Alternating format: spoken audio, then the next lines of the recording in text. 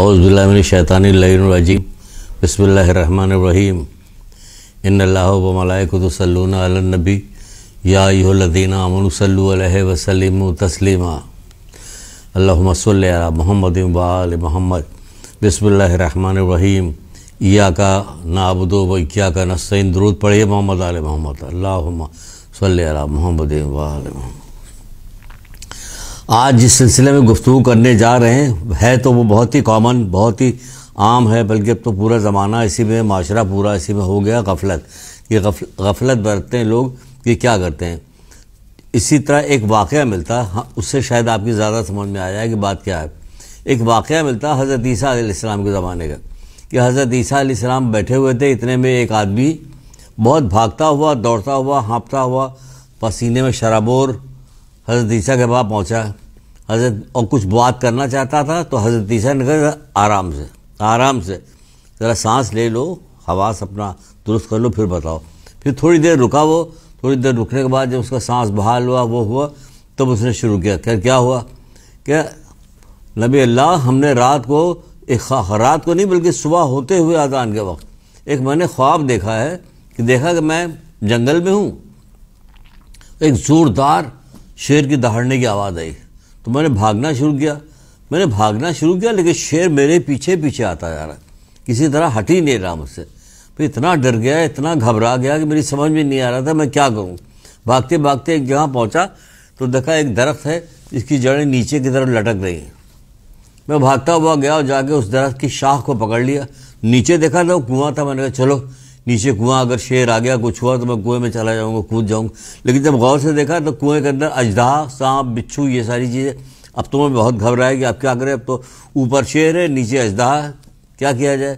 پہلے شاخ کو میں بہت مضبوطی کے ساتھ پکڑے ہوئے تھا، اتنے میں نے دیکھا کہ کچھ شاخ ہل رہی ہے، اوپر دیکھا تو دو چوہے تھے جو شاخ کو کتر رہے تھے، ایک سفید چوہا تھا اور ایک کالا چوہا تھا۔ کتر رہے، میں تو ڈر گیا کہ اب زندگی گئی، یہ کاٹ رہے ہیں، اب تو میں نیچے گری جاؤں گا۔ یہ میرے ساتھ ہوا، میرے اوسان خطا ہو گئے، میری سمجھ میں نہ آیا۔ آپ مجھے بتائیے کہ میں کیا کروں۔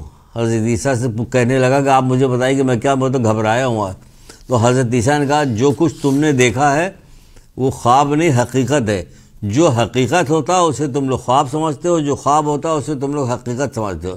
یہ بالکل حقیقت ہے، خواب سمجھنے والے اب بھی ہوش میں آ جائیں، جو سنا ہے اور جو تم نے دیکھا اب بھی ہوش میں آ جاؤ، ہوش کے ناخون لو، کیونکہ جو کچھ تم نے دیکھا ہے وہ بالکل حقیقت ہے۔ کیونکہ یہ جو تم نے شیر کو دیکھا ہے دہاڑتے ہوئے تمہارے پیچھے آ رہا ہے، یہ شیر جو ہے یہ ملک الموت ہے، جو ہر وقت تمہارے پیچھے لگا ہوا، اور تم کو اس کی خبر ہی نہیں کہ ہر وقت تمہارے پیچھے لگا ہوا، ہر وقت تمہارے پیچھے لگا ہوا۔ اور تم بھاگتے ہوئے جو شاخ کو پکڑ کے کنویں میں لٹک گئے ہو، تو کنویں میں جو تم دیکھ رہے ہو نا، یہ کنواں نہیں، یہ قبر ہے۔ تو تمہاری قبر کے اندر یہ ساری چیزیں ہوں گی، اور یہ شاخ جس سے لٹکے ہوئے تھے تم، جو لٹک رہے تھے، یہ تمہاری زندگی ہے۔ اور چوہا جو ہے، سفید چوہا اور کالا چوہا، یہ کیا کر رہی ہے، دن اور رات ہے جو تمہاری زندگی کو کم کر رہے ہیں، اور تم ہو کے غفلت میں پڑے ہوئے اسی انتظار میں کہ ابھی کچھ کر لیں گے، تبھی کچھ کر لیں گے، ابھی تو بہت دن باقی ہے، یہ ہے وہ ہے۔ یہ سب تو نہیں ہوگا، بہت دن باقی۔ شیطان بیوقوف بناتا ہے کہ بہت دن باقی ہے، ایسا ہوتا نہیں ہے۔ جو وقت ہے، جو وقت ملا ہے، ہر دن اپنا کام کر رہا ہے، تو تم بھی اس دن میں اس کا کام کرو، اس دن کا کام کرو۔ جسے ایک اور واقعہ ملتا ہے، اس کو تھوڑی سی وضاحت کرنے کے لیے، جو دن ملا ہے آپ کو، اس کو غنیمت جانیے، اس پر مت جائیے کہ یہ جو دن ملا ہوا ہے اب کل کر لیں گے، پرسوں کر لیں گے، ابھی کیجیے، آج کیجیے۔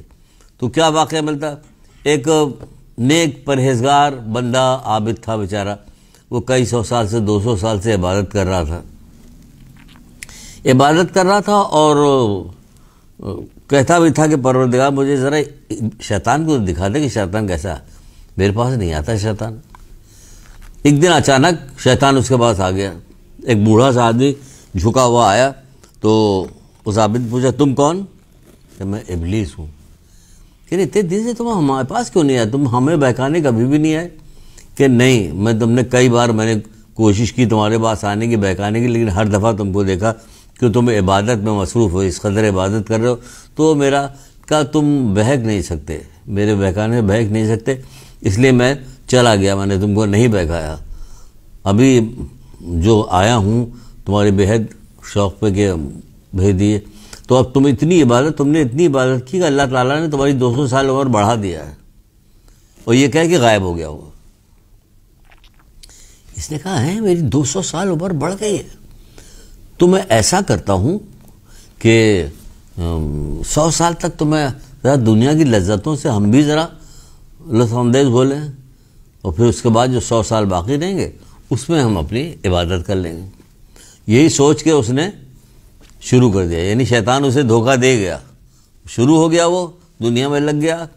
100 سال کے بعد اچانک دیکھا کہ ملک الموت آئے ہوئے. کہنا آپ کیسے؟ کہ میں تمہاری روح قبض کرنے کے لیے آیا ہوں. کہ میری تو 100 سال باقی ہے ابھی. کہ ہاں 100 سال باقی تو تھی, لیکن گناہ کی وجہ سے تمہاری وہ سب ختم ہو گئے, اب تم چلو. اور اس طرح اس کی زندگی کا خاتمہ شیطان نے بیوقوف بنا کے کر دیا. یہی شیطان ہمارے سینوں میں بھی ہے, ہمیں مختلف حوالے سے بیوقوف بناتا ہے.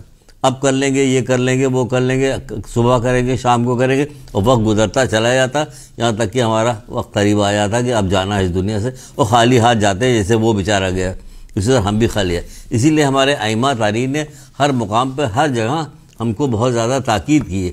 ائمہ تارین کی تاکید کو کون سنتا؟ بھائی آپ سنیے, کون سنے گا؟ آپ بتائیں گے, آپ اتنی محبت کرتے ہیں, مولا سے محبت کرتے ہیں, رسول اللہ سے محبت کرتے ہیں, ہم محمد علیہ محمد سے محبت کرتے, تو انہوں نے جو تاکید کی اس تاکید کو ہمیں ماننا چاہیے. ایک سے ایک حدیثیں بتائی, ایک سے ایک چیزیں بتائی کہ جس سے ہم اپنا محاسبہ کر سکتے ہیں اور سب وہ کر سکتے ہیں. جیسے کہ حضرت علی علیہ السلام فرماتے ہیں, کیا فرماتے ہیں؟ آپ فرماتے ہیں کہ عمر بس گنے چنے سانس ہیں. یہ جو ہماری سانس آ رہی جا رہی, عمر بس گنے چنے سانس ہیں, جن کو ایک محافظ شمار کرنے میں مصروف ہے. شمار کیا جا رہا, گھنٹے تمہاری عمروں کو نکل رہے ہیں اور تیری پوری زندگی بس چند روزہ ہے. یعنی مطلب کیا؟ چند روزہ ہے, کچھ کرو, کچھ کرو, کر لو, جو بتایا گیا کر لو, آخرت کے لیے کام کرو. اسی لیے رسول اللہ نے ابو ذر غفاری کی ایک کتاب ہے, ابو ذر غفاری کی وصیت رسول خدا صلی اللہ علیہ وسلم جی کی. اس وصیت میں ابو ذر کو رسول اللہ نے یہ بھی وصیت کی تھی, اپنے درہم اور دینار کی نسبت اپنی عمر کے بارے میں زیادہ بخیل بنو. یعنی کہ اس کو سوچ سمجھ کے خرچ کرو کہ تم کہاں خرچ کرو, اس میں کہیں بیکار تو نہیں خرچ کرو, ثواب ملے گا کہ ثواب نہیں ملے گا, کوئی بیکار کا فضول کام تو نہیں. تو نیکی کے اندر اس کو خرچ کرو, ادھر ادھر ضائع مت کرو وقت کو, کہ وقت تم ضائع کر رہے ہو. تو یہ ائمہ تارین بے شمار چیز بتائی, کتابیں اس پہ کتنی لکھی گئی, سب بتایا گیا, لیکن ہمیں کچھ کرنے کو تیاری نہیں. مثلا ایک جگہ پہ اور کہا گیا کہ حضرت علیہ السلام فرماتے ہیں عمل کی طرف بڑھو اور موت کے اچانک آ جانے سے ڈرو. عمل کی طرف بڑھو, موت کے اچانک آ جانے سے ڈرو. کیوں ڈرو؟ عمر پلٹنے والی نہیں ہے, پلٹنے والی ہے, جبکہ رزق پلٹنے کی امید ہے, لیکن عمر کے پلٹنے کی کوئی امید نہیں. جو آج کا دن نکل گیا وہ نکل گیا. ایسا نہ ہو کہ کوئی کام آج کا رک گیا ہے اسے پورا کرو, پورا کر ڈالو, کام کو اپنا پورا کرو. طرح طرح سے تو باتیں بتائیں, کوئی چیز چھوڑی نہیں. عمل کی طرف بڑھو, موت کے اچانک آ جانے ڈرو. ٹھیک ہے, یہ ہو گیا. اچھا جناب, اب ہم آپ کو بتاتے ہیں کہ مولا علی ہی کی طرف سے بتا رہے, کہتے رات دن تجھ پر عمل کر رہے ہیں. رات بھی عمل کر رہا, کاٹ رہا کالا چوہا, رات اور دن بھی سفید چوہا بھی کاٹ رہا, وہ عمل کر رہا. تو آپ فرماتے ہیں کہ رات دن تجھ پر عمل کر رہے ہیں, تم بھی رات دن عمل کرو, تم بھی عمل کرتے رہو. وہ تم سے حصہ لے رہے تو تم بھی اپنا حصہ ان سے لو. یعنی نیکی کا حصہ لے, نیکی کرو گے نیکی کا حصہ لو گے, تم حصہ لو. کیونکہ یہی وقت ہے پشیمان ہونے سے پہلے, کہ جب موت آ جائے گی, بالکل موت آگے کھڑا ہوگا تو اس وقت پشیمان ہوگا, تو اس کو کوئی فائدہ نہیں ہوگا, کوئی فائدہ, فضول باتوں میں لگا کے کچھ بھی نہیں ہوگا.